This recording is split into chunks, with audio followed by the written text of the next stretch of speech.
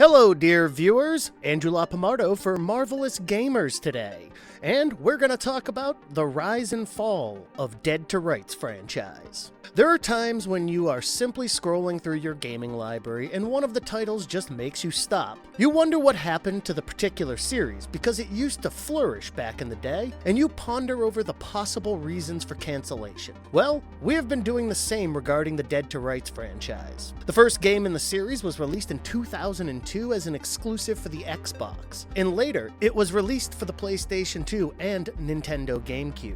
This neo-noir third-person action game was also released for Microsoft Windows after a year, and the success of the first game warranted a sequel. The fans loved this popular shooter based around the concept of bullet time, even though back then it was just another bullet time shooter in the lot. After the first title was a commercial success, Dead to Rights 2 was released, and although it came as a sequel, it was a prequel in terms of the plot. Then came Dead to Rights Retribution, which was a prequel to the second game. However, Dead to Rights 2 had mixed reviews and could not really follow up the brilliance of the original. A prequel to Dead to Rights 2 was released for PlayStation Portable, and it was titled Dead to Rights Reckoning. Finally, when Dead to Rights Retribution fared poorly as well, it was the final nail in the coffin. Did the Dead to Rights franchise deserve to die so soon? Were the follow-up games really all that bad? You will get all these answers in this video because we have decided to revisit the rise and fall of the Dead to Rights franchise.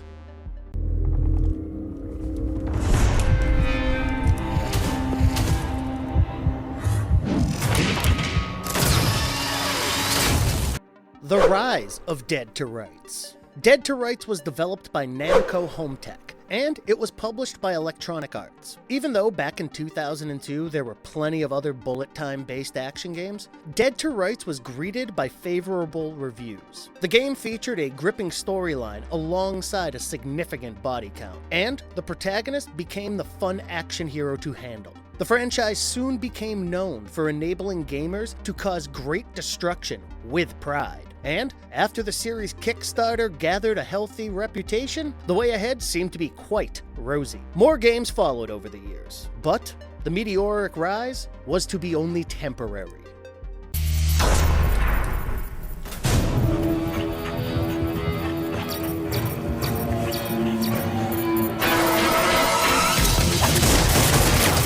Dead to Rights, 2002. We have already mentioned that one of the main strengths of the first Dead to Rights game was the concrete and exciting plot. The story revolves around a police officer named Jack Slate and his canine partner Shadow, the trustworthy dog. They patrol the crime-riddled Grant City, and one night, during their patrol, Jack finds out that his father has been murdered. He pursues his father's killer, but soon he ends up deep inside the maze of crime and corruption. The corrupt police chief, Richard Hennessy, frames Jack for another murder to stop him from unearthing the real secrets. Jack is forced to spend 7 months in prison, but then manages to escape.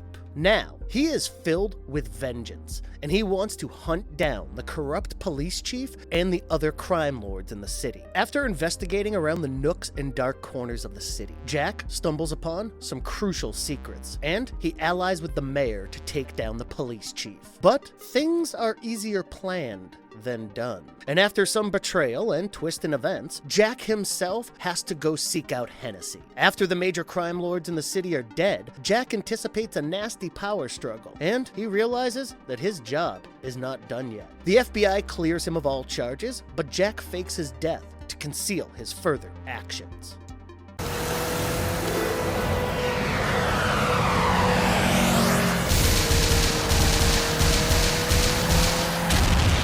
Here is our marvelous verdict. Yes, the plot indeed has a strong Batman vibe, and the intricate details have been handled with care to avoid too many loose ends. But make no mistake, Dead to Rights does not shy away from the action in order to perfect the storyline.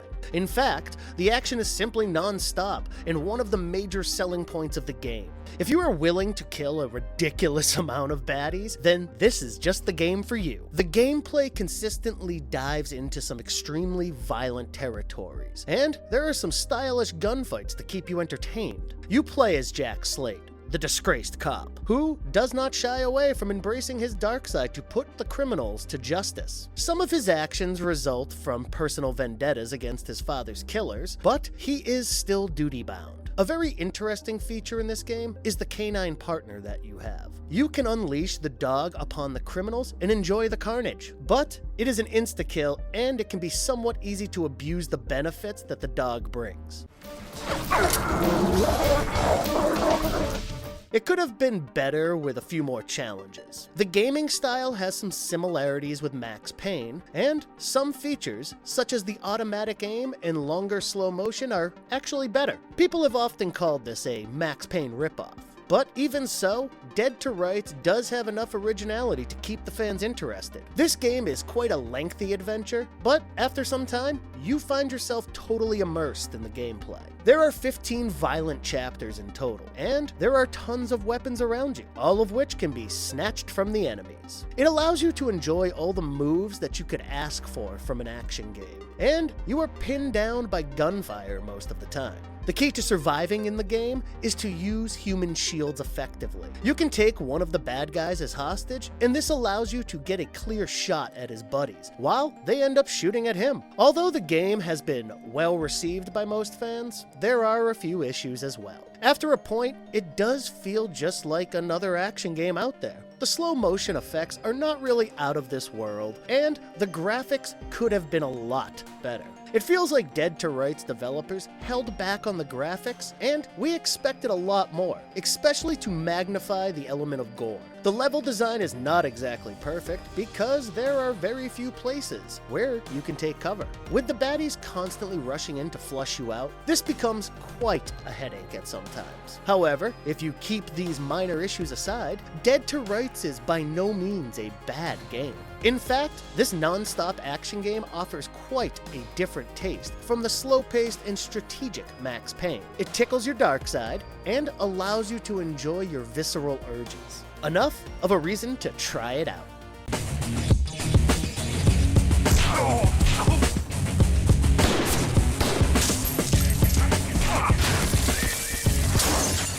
Dead to Rights 2, 2005.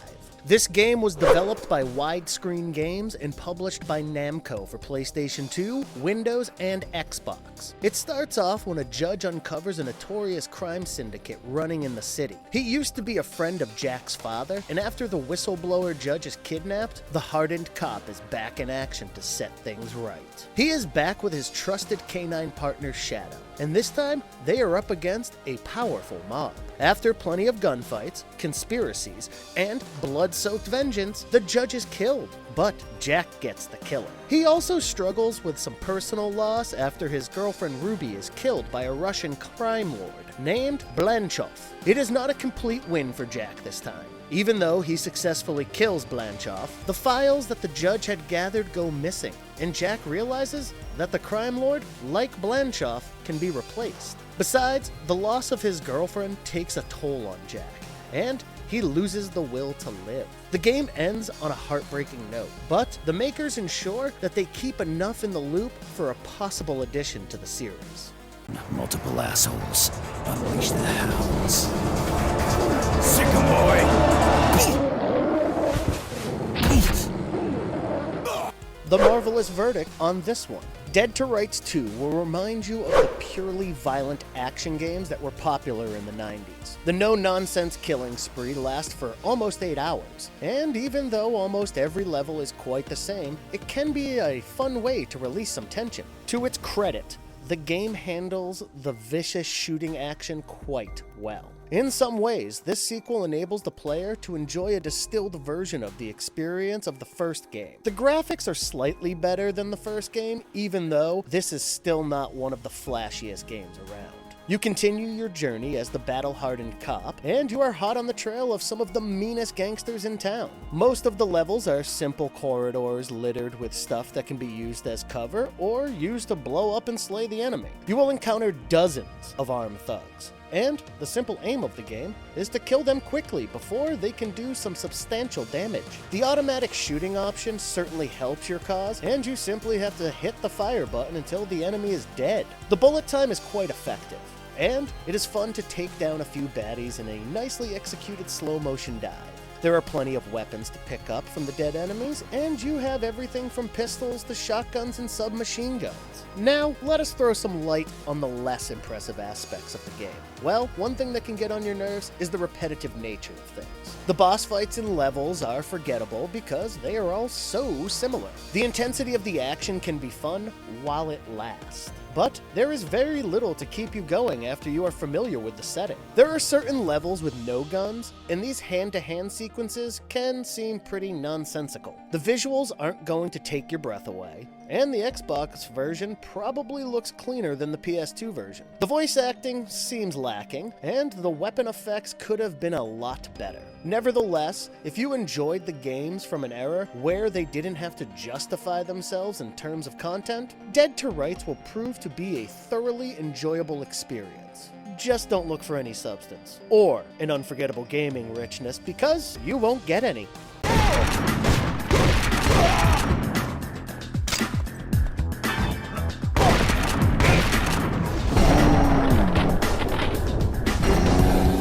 Dead to Rights Reckoning 2005.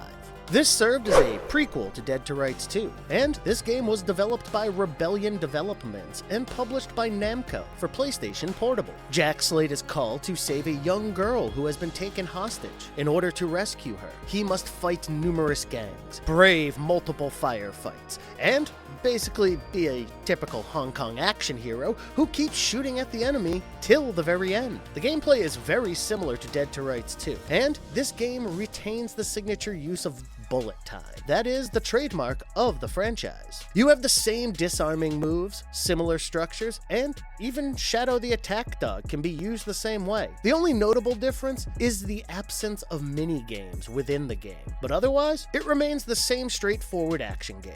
However, this game was not really greeted with great reviews. In fact, fans dubbed it as a dull, single-player gameplay that cuts straight to the chase. It solely focuses on your ability to lock on targets and shoot relentlessly. To make matters worse, the drunken camera movements make sure that you have a permanent handicap when cornered. The story is unimportant and largely ignored, and it is the same old strategy of entering an area and shooting everyone in sight. The controls are somewhat shoddy, and the random graphical glitches do not make for a pretty sight.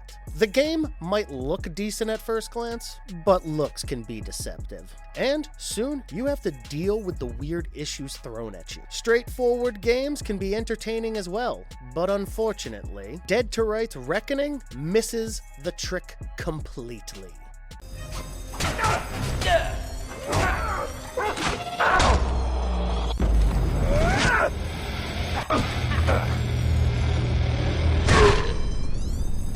Dead to Rights Retribution 2010. This game was marketed as a reboot of the Dead to Rights franchise, and it was developed by Volatile Games and published by Namco for Xbox 360 and PlayStation 3. The game starts with veteran cop Jack Slate collapsing on a dock after getting off from a tugboat. He is attacked by the members of the Grant City Triad, who intend to kill him, but his canine companion Shadow comes to the rescue and kills all those who try to attack him. The vigilante police officer then decides to unravel yet another crime ring that has plunged the city into an unstoppable crime wave.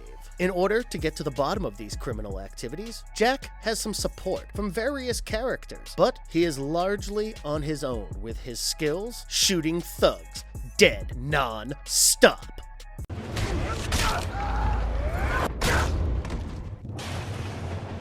The Marvelous Verdict.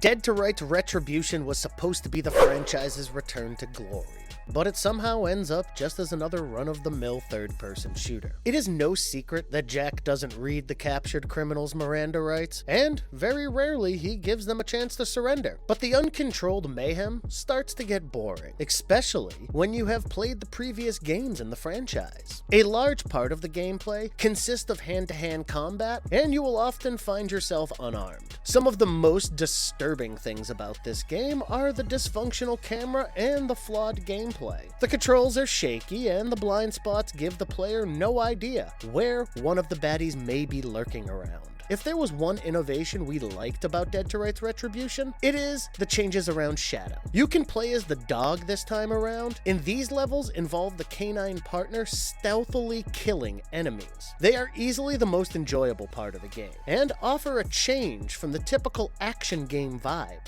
Unfortunately, this is also the times where the gameplay is plagued the most by some glaring errors. Shadow hardly looks like a natural dog, and it is ridiculous that at times his feet don't even touch the ground. It was possibly the budgetary constraints that caused this game to be lacking in graphics so miserably. There are a few moments of pure joy in the hours of gameplay, but these will not be enough to remember the game or go back and play it again. It is no surprise that this miserable outing ensured that the creators pulled the plug on the franchise, and without a drastic change in the format, we don't see things getting back to normal.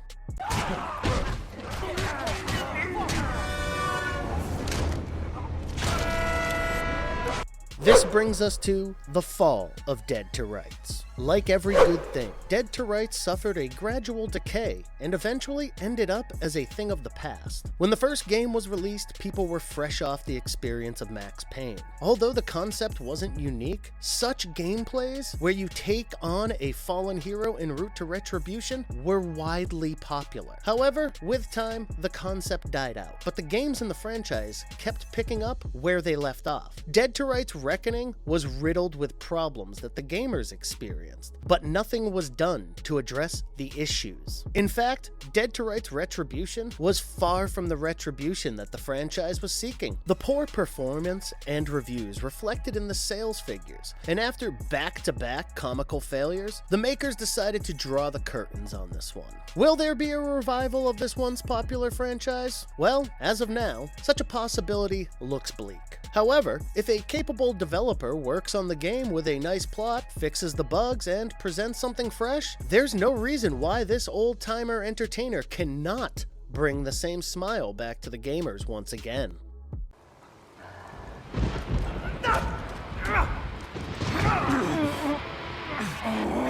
I told you, Jack! You're not going to arrest me! Stop!